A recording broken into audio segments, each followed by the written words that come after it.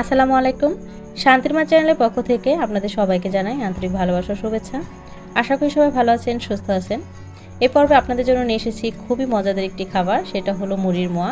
আশা করি ফ্রেন্ডস আপনাদের ভিডিওটি ভালো লাগবে, আর অবশ্যই ভিডিওটি দেখার জন্য লাস্ট পর্যন্ত থাকবেন। আজ আমি মুড়ির মোয়ার জন্য সাথে তিল ব্যবহার করব, আর তিলটাকে আমি ফার্স্টে ভেজে নিচ্ছি। তেলটাকে অবশ্যই শুকনো খোলায় ভাজতে হবে, আর ভাজতে ভাজতে দেখবেন যে একটা ফ্লেভার বের হচ্ছে, সাথে কালারটাও চেঞ্জ হয়ে যাচ্ছে। তেলটাকে অবশ্যই একদম মিডিয়াম আঁচে ভাজতে হবে, যাতে করে একদম তলানিতে পুড়ে না যায়। আস্তে আস্তে নাড়তে নাড়তে ভাজতে ভাজতে দেখতে পারবেন যে ঠিক এইরকম একটা কালার চলে আসছে, আর ফ্লেভার তো অবশ্যই সুন্দর একটা ফ্লেভার বের হবে। তো এভাবে আমি ভেজে নিলাম তিলগুলোকে। আর হ্যাঁ, আমি কিন্তু আজ মোয়াটা তৈরি করছি চিনি দিয়ে। অনেকের ধারণা চিনি দিয়ে মোয়া ভালো হয় না, তো আজ আপনাদের পারফেক্ট মোয়া তৈরি করে দেখাবো চিনি দিয়ে। আর এর জন্য আমি ফার্স্টে দেখতে পাচ্ছেন প্যান বসাই দিছি, এখানে আমি চিনি দিয়ে দিচ্ছি। এখানে চিনি যেভাবে দিছি ঠিক এভাবে দিতে হবে, এখানে কোনো রকমভাবে পানি ইউজ করা যাবে না। আমি এভাবে চিনিটা দেওয়ার পরে নাড়তে নাড়তে নাড়তে নাড়তে একদমই মধুর মতো একটা আকারে চলে আসছে, দেখতে পাচ্ছেন। আপনারা কিন্তু কোনোভাবেই পানি ইউজ করতে যাবেন না, তাহলে কিন্তু মোয়াটা হয়তো পারফেক্ট নাও হতে পারে।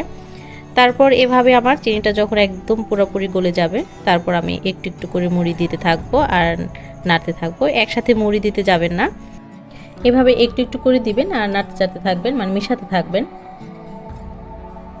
এর মাঝামাঝি টাইমে আমি তিলগুলি দিয়ে দিচ্ছি। সেম কোয়ালিটিতে তিলগুলো এভাবে নেড়ে চেড়ে মিশিয়ে নিতে হবে।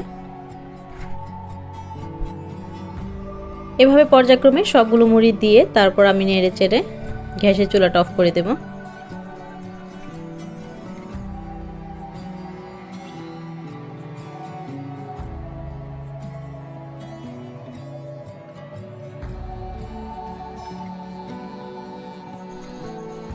মোটামুটি নাড়তে নাড়তে আমার 1 মিনিটের মতো চলে গেছে, তো এখন একদমই অফ করে দিতে হবে। এরপর কিন্তু যদি নাড়তে থাকেন বা গ্যাসের চুলাটা অন করা থাকে তাহলে কিন্তু আপনি ঝরঝরে একটা ভাব চলে আসতে পারে।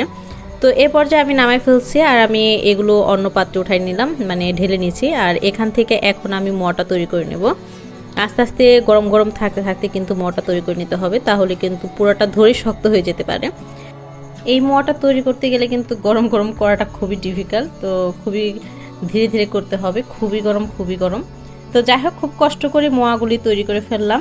তো ঠিক এভাবে আমরা করে নিলাম। এটা আপনাদের ইচ্ছা, ছোট বড় যেভাবে করতে মন চায় ঠিক সেভাবে করে নেবেন। অনেকের ধারণা চিনির মোয়া খেতে বা চিনির মোয়াটা খুব বেশি ভালো হয় না, তো তাদের জন্য এই ভিডিওটা। আজ এই ভিডিওটার মাধ্যমে হয়তো আপনারা বুঝতে পারবেন যে আসলে না, চিনির মোয়াটাও খেতে অনেক ভালো হয় বা অনেক মুচমুচে থাকে। তো এটা যখন ঠান্ডা হবে তখনই বুঝতে পারবেন যে আসলে কতটা মুচমুচে হয়। আর এই যে অ্যাট লাস্ট আমার মোয়াগুলো খুব কষ্ট করে তৈরি করে ফেলছি। হয়তোবা দেখতে অনেকটা বেশি সুন্দর হয় না, কারণ এতটা গরম যে শেপটা দিতে অনেক বেশি কষ্ট হইতেছিল। যাই হোক, আমার চেয়ে তারা অনেক বেশি সুন্দর করে আপনারা পারবেন। আপনারা অবশ্যই বাসা ট্রাই করে দেখবেন। আর এই তো এভাবে আমরা সবাই মিলে অনেক মজা করে খাচ্ছি। আর এটা কিন্তু এখন ঠান্ডা হয়ে গেছে।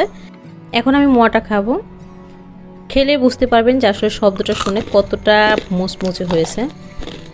সো ফ্রেন্ডস, আপনারা সবাই ভালো থাকবেন, সুস্থ থাকবেন, এই প্রত্যাশা শেষ করছি আজকের পর্ব। আল্লাহ হাফেজ।